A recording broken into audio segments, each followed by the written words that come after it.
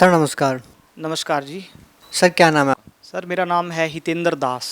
कहाँ से आए हैं? सर मैं गुला चीका तहसील गुला, जिला कैथल, हरियाणा से आया हूँ। सर संत रामपाल जी महाराज जी से कब जुड़े आप? सर मैं 8 मई 2014 को मैंने प्रथम नाम उपदेश संत रामपाल जी महाराज से लिया। सर संत रामपाल जी महाराज से नाम दीक्षा लेने से पहले आप क्या भक्ति साधना करते थे? भक्ति की बात करें तो सर मैं पहले व्रत भी करता था, शिव जी की उपासना करता था और मैं 4 बार डाक कावड़ भी लेके आया। इसके अलावा पितृ पूजा और वैष्णो देवी अपनी कुल देवी बनभोरी में जाना, और इसके अलावा जितने भी तरह के पीरों पे जाना, मतलब हर तरह की, क्यों सिर्फ मेरे को परमात्मा की तलाश थी। परमात्मा की दया से सारे ही सुख थे, लेकिन फिर भी परमात्मा की तलाश थी कि वो परमात्मा है क्या, कौन है वो जिसने मतलब ये सारा सिस्टम रच रखा है। तो ये मेरी वो थी, तो मैं ये जितनी भी हिंदू धर्म में उपासनाएं सारी उपासनाएं करता था। सर संत रामपाल जी महाराज की शरण में कैसे आना हुआ? सर मेरे घर में पेंट का काम चल रहा था, तो वहाँ पे एक पेंटर आया, तो उसने मेरे को ज्ञान गंगा पुस्तक दी, और मैं अपने घर में एक टाइल थी जो मतलब उसमें शिव जी की फ़ोटो थी, वो जड़वा रहा था वहाँ पे। तो उसने मेरे को बताया कि ये आप गलत कर रहे हो, कि ये शिव जी तो काल का पुत्र है, मतलब इस तरह से उसने बातचीत करी। तो मुझे उसकी बात बिल्कुल भी अच्छी नहीं लगी, तो मैंने वो फिर भी उसके कहते कहते भी वो उसमें जड़वा ली। तो उसके बाद मैंने वो ज्ञान गंगा पुस्तक पढ़ने की कोशिश करी, लेकिन मैं वो नहीं पढ़ पाया। तो कुछ दिन पहले मेरे को पता लगा कि मेरा एक दोस्त बीमार है, तो मैं उसके पास गया, क्योंकि वो बहुत अच्छा लड़का था, वो हर तरह से धार्मिक तरीके से भी अच्छा था। तो जब मैं उसका पता लेने उसके घर उसका हालचाल पूछने गया, तो मुझे पता लगा कि वो किसी संत से जुड़ा हुआ है। तो मैंने उससे पूछा, माँ भाई तू कहाँ, तू संतों के चक्कर में पड़ गया तू? तो उसने बताया कि बस कि संत मिल गया बढ़िया। तो मैंने नाम पूछा, तो उन्होंने बताया कि संत रामपाल जी महाराज हैं और बरवाड़ा में हिसार में हैं। तो मैंने पूछा, तो मैंने उससे सबसे पहले यही पूछा कि नियम बता तेरे वहाँ क्या नियम है। तो उसने बताया कि जैसे सारे ही जो इसमें नियम होते हैं कि एक ही परमात्मा की पूजा करनी है, और अन्य देवी देवताओं की पूजा नहीं करनी, मतलब कि परमात्मा की पूजा करनी है, और नशा नहीं करना। तो फिर मेरे को लगा कि ये सभी तो नियम आम जिंदगी में बेहतर नियम है, वैसे भी हमें मतलब इन चीज़ों को मतलब फॉलो करना चाहिए। तो मैंने उसको बोला कि आपके यहाँ कोई लिटरेचर है पढ़ने के लिए? तो उसने मेरे को एक पुस्तक बोला कि आध्यात्मिक ज्ञान गंगा, तो वो कह रहा वो है मेरे पास। तो उसने दुकान की, मैं उसकी दुकान पे जाता रहा, और मैं उसको बोलता कि लेके आए आज, तो वो भूल जाते थे डेली। तो मैंने ज़बरदस्ती उनको मतलब कि बार बार बोल के उनसे वो पुस्तक मंगवाई। और मैं जैसे कि मैं एलएलबी का स्टूडेंट था उस टाइम, सेकेंड ईयर एलएलबी में था मैं। तो मैं वो पुस्तक जैसे कि मैंने पढ़नी शुरुआत की, तो मैंने क्या किया कि जैसे मैं यूनिवर्सिटी जाता, तो उससे पहले मैं जितना पढ़ सकूँ उतना पढ़ के जाता, और आते ही यूनिवर्सिटी से फिर लग जाता खाना खा के, और ऐसे ऐसे करके मैंने वो 4-5 दिन में पूरी पढ़ दी। और कबीर साहब से तो मैं पहले ही बहुत प्रभावित था, लेकिन जब मेरे को पता कि अब वो पुस्तक पढ़ने के बाद मुझे उस जुलाहे का असली रूप पता लगा कि वो है कौन है, वो क्या सिस्टम है उसका। तो फिर मैंने उसको मतलब उसको पढ़ते पढ़ते मैं मंदिर जाता था 2 टाइम, और जो मंदिर का पुजारी था उसने चाबी मेरे को ही दे दी कि अभी आपने ही संभालना है इसको, सुबह शाम आता है। लेकिन मुझे उसकी एक बात अच्छी नहीं लगी कि वो औरों को बोलता था कि ये मेरा चेला है। तो जब मैंने उसको गुरु बनाया ही नहीं, तो मैं उसका चेला कैसे हूँ? तो मैंने किसी के कहने पे एक बार उससे पूछा कि वहाँ ब्राह्मण का जो स्वभाव होता है वो तो शील स्वभाव होता है। तो मैंने बताया कि कुछ ऐसे बताते हैं कि भी ये अंधविश्वास है, ऐसे मतलब मंदिरों में नहीं जाना चाहिए। तो उसने उनको गालियाँ देनी शुरू कर दी। तो मेरे को बड़ा धक्का लगा कि यार ये ब्राह्मण है और ये गालियाँ दे रहा है, कम से कम ये बोले कि उनको नहीं पता, इतनी बात बोले। तो इस पुस्तक के पढ़ते पढ़ते मैंने मंदिर जाना छोड़ दिया। तो उसके बाद मैंने ये सारा लिटरेचर कम से कम मैंने इसमें 1 साल का समय मैंने लिया होगा कम से कम। तो सत्संग सुने, मोबाइल में भरवा लाया, और सबसे पहले मैंने जो बड़े कमाल की बात है कि मैंने सबसे पहले करोंथा कांड देखा कि ये करोंथा कांड क्या था। क्योंकि मैंने अखबार में बहुत टाइम पहले पढ़ा था कि कोई करोंथा कांड हुआ, आर्य समाजियों के साथ किसी संत का झगड़ा हुआ। मेरे को उस झगड़े का प्रॉपर नहीं पता था कि वो झगड़ा क्या था, लेकिन ये पता था कि कोई झगड़ा हुआ था। तो मैंने वो जब देखा तो उसमें दिखा रखा है जैसे कि सरेआम ही मतलब पत्थरबाजी हो रही है आश्रम के ऊपर, और पुलिस भी आश्रम को उन गुंडों के हवाले मतलब सरेआम भी मतलब छोड़ के जा रही है। तो मेरे को लगा ये बड़ा अत्याचार। तो फिर मैंने एक पुस्तक सच बनाम झूठ पढ़ी, और इसके अलावा जितनी भी मतलब आश्रम से पुस्तक छपती थी और भी इससे भक्ति से रिलेटेड जितनी भी पुस्तक थी, इसके अलावा कबीर साहब की जो वाणी थी मैंने वो सारी पढ़ी। और मैंने नाम लेने से पहले दोबारा से नियम मंगवाए सारे, और उन नियमों को मैंने पहले ही फॉलो करना शुरू कर दिया, कम से कम भी 1-2 महीने पहले। और फिर मैंने अपने उस दोस्त को बुलाया कि मुझे नाम लेना है। तो वो समय नहीं निकाल पा रहा था, तो उसने मेरे लिए फिर समय निकाला। मैंने अपने पिताजी से बात की कि मैं नाम लेना चाहता हूँ। तो जैसे एक तो खुश होते हैं, लेकिन पिताजी थोड़े परेशान हुए कि ये नाम लेने की बात कर रहा है। तो उन्होंने घर में मम्मी से बात की कि अगर हम इसको मना कर देंगे तो ये शायद तब भी चला जाए। तो उन्होंने मेरे को मना नहीं किया, उन्होंने मेरे को हाँ कर दी। तो अगले दिन मेरे को उन्होंने 1000 रुपये और साथ में गाड़ी दे दी। तो मेरी माताजी, मेरी बहन और मेरा छोटा भाई और वो जो भगत सुखदीप दास, वो मेरे साथ गए और वहाँ पे जाके नाम उपदेश लिया। और मुझे इतना मतलब अच्छा लगा ना उस टाइम जब मैंने नाम लिया कि वो मैं उन मंत्रों के लिए तड़प रहा था कि वो मुझे मंत्र कब मिले। और नाम लेने से पहले ही मैंने संत रामपाल जी महाराज को अपना गुरु मान लिया था पहले ही, और पूरी श्रद्धा उनके अंदर झोंकती थी कि हे परमात्मा, अगर आप कुछ हो तो आप मेरे को घसीटो अपनी तरफ, मैं आपको समर्पित हूँ। अगर आप में कुछ है तो आप। तो इस तरह परमात्मा ने मुझे 8 मई 2014 को अपनी शरण में ले लिया। सर, संत रामपाल जी महाराज से नाम दीक्षा लेने के बाद आपको क्या लाभ मिले? सर लाभ तो पूछो ही ना, कि इतने लाभ हुए कि मालिक सबसे पहला जो परोपकार, 4 महीने की परमानेंट सेवा, और जहाँ पे कोई डिस्टर्ब करने वाला नहीं सिवाय पुलिस के, तो वो जेल सेवा मिली मालिक की दया से। आप संत रामपाल जी महाराज के साथ जेल में गए हैं? जी सर, मैं संत रामपाल जी महाराज जी के साथ जेल में 4 महीने की सेवा मालिक ने मुझे, ये मेरे ऊपर परोपकार करके दी है मालिक ने। तो ये मैं उन दिनों मैं परमात्मा के साथ था। और सबसे बड़ी बात की सर, आप एक LLB के छात्र हैं, आप कानून की बारीकियों को समझते हैं। संत रामपाल जी महाराज जी के साथ आप 4 महीने जेल में रह के आए हैं। सर, वहाँ के कुछ अनुभव हमारे साथ साझा कीजिए। जी ज़रूर, मैं आपको, ये वैसे लंबा प्रकरण है लेकिन मैं बताऊंगा आपको ज़रूर, क्योंकि यहाँ नहीं चूकूंगा मैं बिना बताएं। तो जैसे ही 21 नवंबर को हमें मतलब हिसार इसमें बरवाड़ा थाने में हमें लेके आया गया और हमें बोला गया कि आपको रेलवे स्टेशन छोड़ देंगे। तो रेलवे स्टेशन की बजाय हमको वो हिसार जेल ले गए सीधा। वहाँ भी हमारी मतलब अच्छी धुनाई करी। वहाँ पे उस टाइम जो सुपरिटेंडेंट थे शमशेर सिंह दहिया थे, तो उनके वहाँ खूब अत्याचार मतलब वहाँ पे हुआ। चलो, लेकिन हमने मालिक का नाम नहीं छोड़ा वहाँ पे, क्योंकि मतलब परमात्मा एक बात कहते हैं, हमारे जो संत रामपाल जी महाराज हैं वो कहते हैं कि सिमरन है, सिमरन ही सब कुछ है। तो हमने मतलब सिमरन को नहीं छोड़ा उन दिनों। तो उस टाइम मैं मतलब फाइनल में हो चुका था, LLB फाइनल में। तो मेरा जो 5वें सेमेस्टर की जो मेरी परीक्षा थी बहुत नज़दीक थी, और उससे मैं 10-15 दिन पहले मतलब जेल के अंदर हमें मतलब ले जाया गया। तो वहाँ पे पहले 14 दिन तो हमारी मुलाकात ही होने नहीं दी, और तब हाई कोर्ट की फटकार के बाद हमारी मुलाकात शुरू हुई। तो 4 दिसंबर को हमारी पहली मुलाकात हुई। मतलब जो मेरे घर वाले जब मुझे जेल में मतलब मिलने आए, तो पापा मेरे को बोले कि एग्ज़ाम है तेरे। मैं बोला कि 8 तारीख से हैं। कह रहे 8 तारीख से नहीं, 10 से हैं। मैं अच्छा। तो बोले कि देगा एग्ज़ाम? तो मैंने बोला कि ज़रूर दूंगा। वो कहला पक्का? मैं श्योर हूँ, बिल्कुल दूंगा। क्योंकि मेरे को तो पहले ही था कि कोई आए और बोले कि एग्ज़ाम के बारे में, तो बोले कि अंदर से एप्लीकेशन लिख देना एक। तो वो मैंने लिख दी है पहले ही। तो मैंने वो जेल सुपरिटेंडेंट तक जो पहुंचा आई एप्लीकेशन, लेकिन वो अंदर से फाड़ दी गई, वो आगे आने नहीं दी उन्होंने। तो 8 दिसंबर को मेरे फादर कोर्ट में गए। कोर्ट में जाके वो अपना वहाँ देखा तो किसी वकील ने मतलब एप्लीकेशन के लिए भी राज़ी नहीं हुआ। कोई भी वकील किसी ने नहीं पकड़ा, क्योंकि सारे ही वकील थे जो सारे ही हिसार कोर्ट के, वो सारे खिलाफ थे संत रामपाल जी महाराज के। तो मेरे फादर सीधा ही जज के सामने पेश हो गए एप्लीकेशन लेके।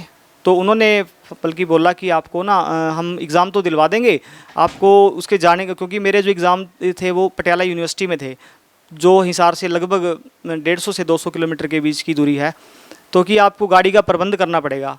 तो फादर ने बोला कि मैं गाड़ी का प्रबंध नहीं कर सकता। तो फिर उन्होंने बोला कि आपको जवाब कल मिलेगा। तो 9 तारीख को 3 बजे करीब मेरी पुस्तकें मतलब जेल के अंदर पहुंची, और वो जो लेटर था, मतलब लेटर तो मेरे को नहीं दिखाया गया। तो ये बोला कि मेरी तामील हुई, मतलब डोडी पे बोलते हैं, डोडी पे तामील बुलाई गई। तो बोला कि आप ये आपकी पुस्तकें ले जाओ। तो मैं ले गया। तो मैं खुश हुआ कि शायद कुछ ना कुछ बात है कि, और मैंने को मालिक से प्रार्थना करी रखी थी कि मालिक कि संत रामपाल जी का बच्चा और एग्ज़ाम ना दे ऐसे मौके पे, और जब परमात्मा ही हो गए तो उसमें तो कोई दिक्कत ही नहीं, फिर तो किसी चीज़ का कोई डाउट ही नहीं था। तो वो पुस्तकें आई, और 1 घंटे बाद मेरी फिर मतलब तामील आई कि तेरे को गार्ड पुलिस है जो वो लेने आई है, तेरे एग्ज़ाम है। तो मैं लग गई, तो हो गया। तो अपने आप को मेंटली तौर पे एग्ज़ाम। क्या फिर उसके बाद आपने एग्ज़ाम दिए अपनी LLB की परीक्षा के? हाँ जी, मैं आपको बता रहा हूँ आगे आगे जैसे भी है। तो मेरे को 4 बजे करीब पुलिस वहाँ से ले गई। तो वो सीधा मेरे को ले गई सिटी हिसार थाने। मैं बोला कि क्या आज ही मेरे को पटियाला लेके जाओगे? तो उन्होंने बोला कि आपको हम राहदारी के अंदर बंद करवाएंगे, सिटी थाना हिसार। तो वहाँ गए तो अभी 3 बजे किताबें पहुँची थी, 4 बजे पुलिस आ गई। अगले दिन 9 तारीख, मतलब 9 तारीख थी ये, तो 10 तारीख को मेरा पहला पेपर था जो CPC का बोलते हैं, सिविल प्रोसीजर कोड। तो मैं थाने में गया तो अंधेरा हो चुका था, हवालात के अंदर कोई लाइट का प्रबंध नहीं था। तो मैं, वो पुलिस वाला बोला कि कोई हेल्प कर सकते हैं, मैं, ये लाइट चाहिए थी। कह रही ये तो हम कुछ नहीं कर सकते इस मामले में। तो उन्होंने हवालात में सारे कपड़े निकाल के, सिर्फ वहाँ पे मतलब कि हवालात का पता ही है, अच्छी तरह जानते हैं जिन्होंने कभी देखी है कि हवालात के क्या क्या रूल हैं। तो पूरी रात मैं तो अपना सिमरन करता रहा। सुबह 5:30 बजे वो गाड़ी आई और मेरे को पटियाला के लिए गई। तो 15 मिनट पहले मैं एग्ज़ाम में पहुंचा अपने, तो वहाँ एग्ज़ाम दिया, बड़े बढ़िया तरीके से एग्ज़ाम मालिक की दया से मेरा हुआ। तो उसके बाद हर एग्ज़ाम में ऐसे ही होता, रात को सिटी थाना रुकते। और वहाँ पे थाने के अंदर एक सरदार जी था जो मतलब पुलिस वाला था, वो ड्रिंक करके कई बार गाली गलौच भी करता था। ये बैठा बाबे वाला भगत, इसकी करो, जैसे कोई और आ जाते हैं ना उनको बोलता इसको करो, मतलब मेरे को बेवजह मतलब परेशान करने की वो कोशिश करता। 1-2 गाली गलौच करके वैसे भी कह रहा रात को देखेंगे तेरे को ये है। लेकिन वही बात है, जाको राखे साइयाँ मार सके ना कोई, इनकी क्या औकात थी कि ये कुछ कर सके।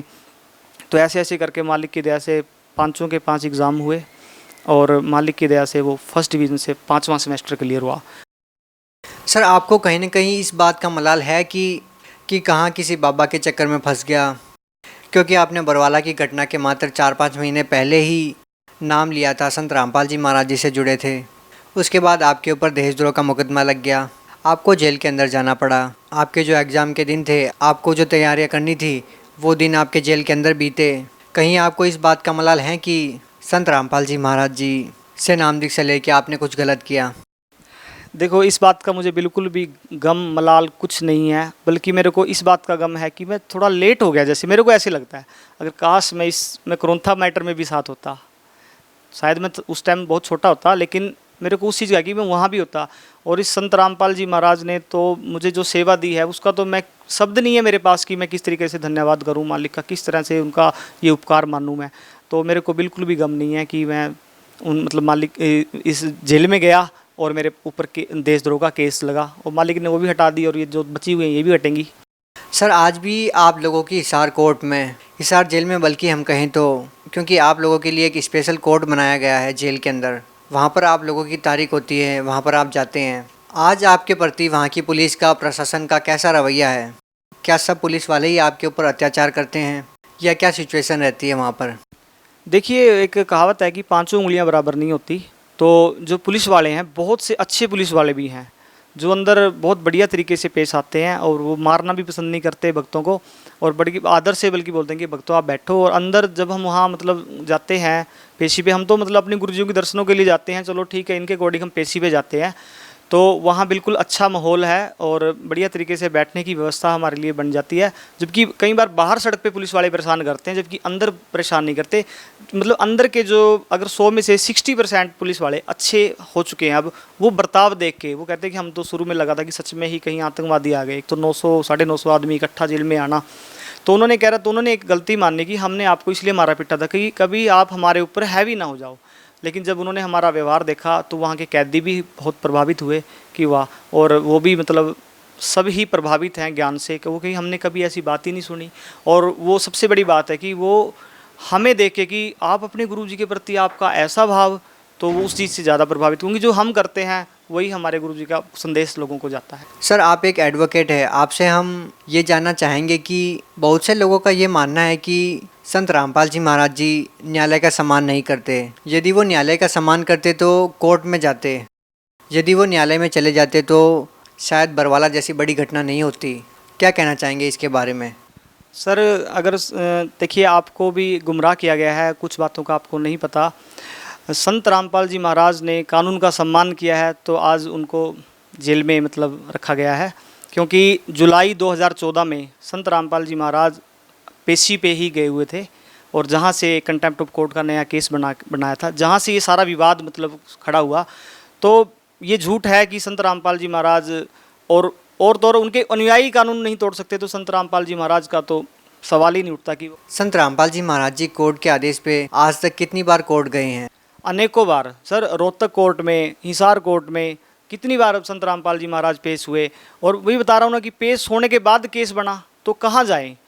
पेश होते हैं तब भी केस बनता है, अगर नहीं पेश होते तो कंटेम्प्ट ऑफ कोर्ट तब भी लगता है, फोर्स बुलाई जाती है तब लिया जाता। अभी तो संत रामपाल जी महाराज जी कोर्ट में पेश क्यों नहीं हुए?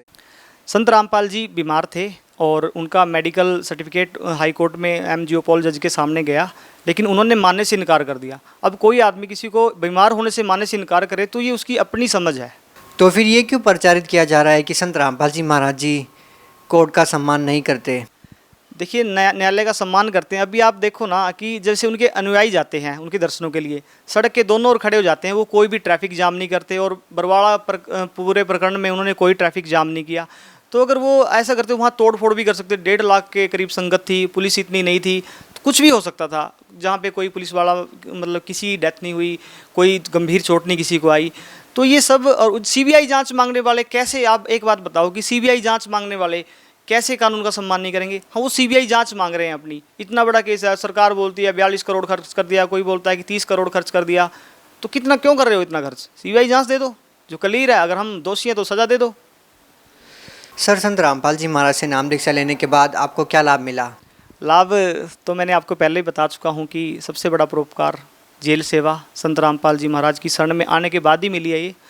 और इसके अलावा पढ़ाई में मैंने बताया कि 5वां सेमेस्टर बिना तैयारी के एग्ज़ाम देना और फिर एग्ज़ाम में क्लियर होना। और उसके बाद जब मैं जेल से जमानत के बाहर छूटा, मतलब तो मैं यूनिवर्सिटी गया तो मेरा नाम कट हो गया था वहाँ से।